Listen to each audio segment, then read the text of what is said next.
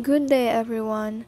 Today I want to discuss the chapter 11 titled Emotion from the book of Physiological Psychology. And I am going to discuss right now some review questions. Number 1, discuss the behavioral, autonomic, and hormonal components of an emotional response and the role of amygdala in controlling them. Emotional responses involve three key components: behavioral, autonomic, and hormonal. In behavioral, these are observable actions like facial expressions, body postures, and fight or flight responses. Autonomic, these regulate physiological responses such as changes in heart rate, blood pressure, and respiration, primarily controlled by the sympathetic nervous system. Hormonal, these include the release of stress hormones like epinephrine and cortisol to support the autonomic response. The amygdala plays a central role in coordinating these responses. It receives sensory input and determines the emotional significance of stimuli, especially fear-related ones. The amygdala activates the hypothalamus for autonomic responses and brainstem areas for behavioral responses, and interacts with hormonal systems via hypothalamic pituitary adrenal or the HPA axis. Number 2, discuss the nature, functions, and neural control of aggressive behavior. Aggression can be categorized as defensive, predatory, or social. Its function is to protect oneself, acquire resources, or assert dominance. Neural control involves the amygdala, which assesses threats and triggers aggression, the hypothalamus, which organizes the pattern of aggressive behaviors, and the periaqueductal gray or the PAG in the midbrain, which coordinates motor aspects of aggression. Prefrontal regions, especially the ventromedial prefrontal cortex, provide inhibitory control over these lower brain regions to modulate aggression appropriately.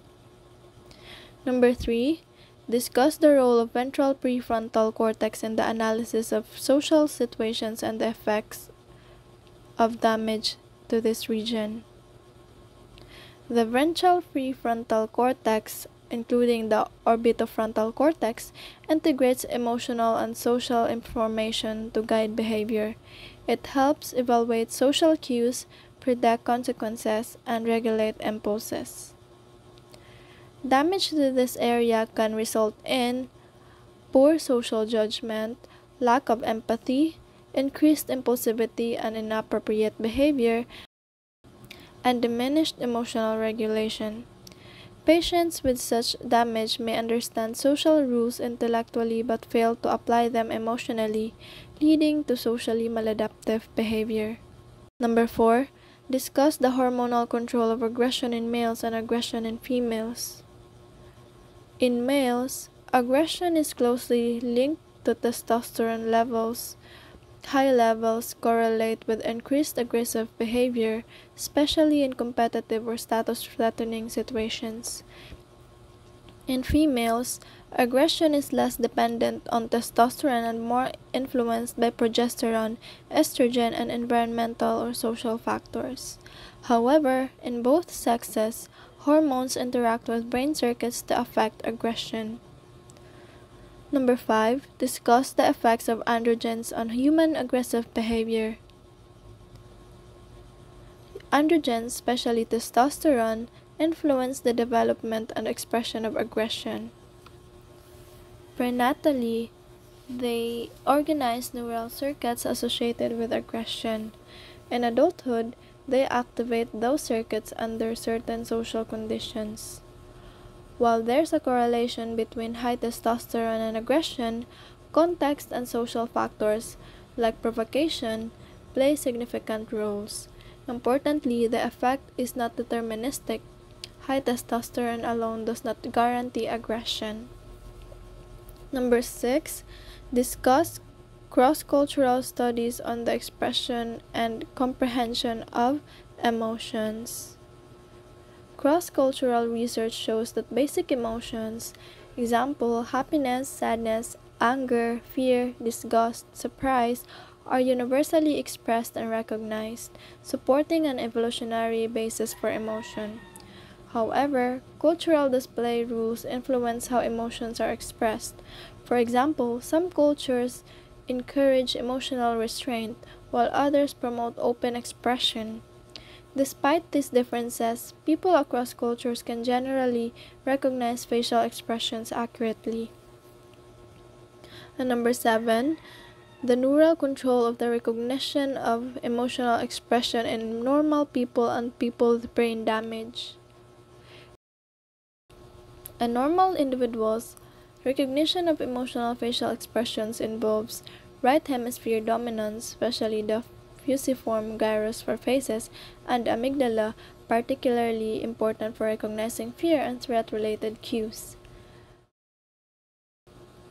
On the other hand, damage to specific areas leads to deficits.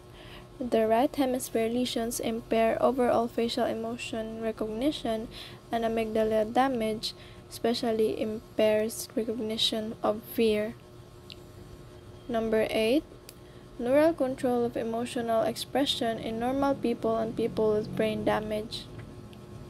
In normal individuals, emotional expressions are controlled by voluntary motor system or the primary motor cortex for deliberate expressions, and involuntary extrapyramidal system or the basal ganglia, hypothalamus, and brainstem for spontaneous emotional expressions.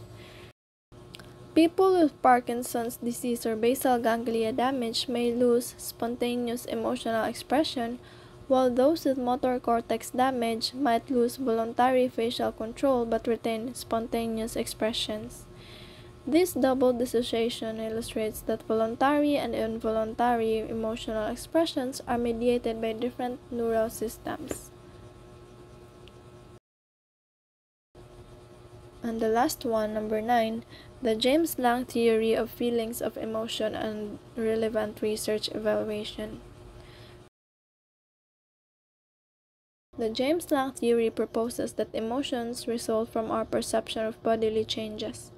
For example, we feel fear because we tremble, not the other way around. Supporting evidence, studies shows that bodily feedback, example, posture, facial expressions, can influence emotional experience. Facial feedback hypothesis is the idea that holding a smile can make a person feel happier. Criticism and modern views. The theory underestimates the role of cognitive appraisal. Modern theories integrate both physiological and cognitive components in emotional experience. And that's all for this discussion, and hope you have learned something. Thank you for listening.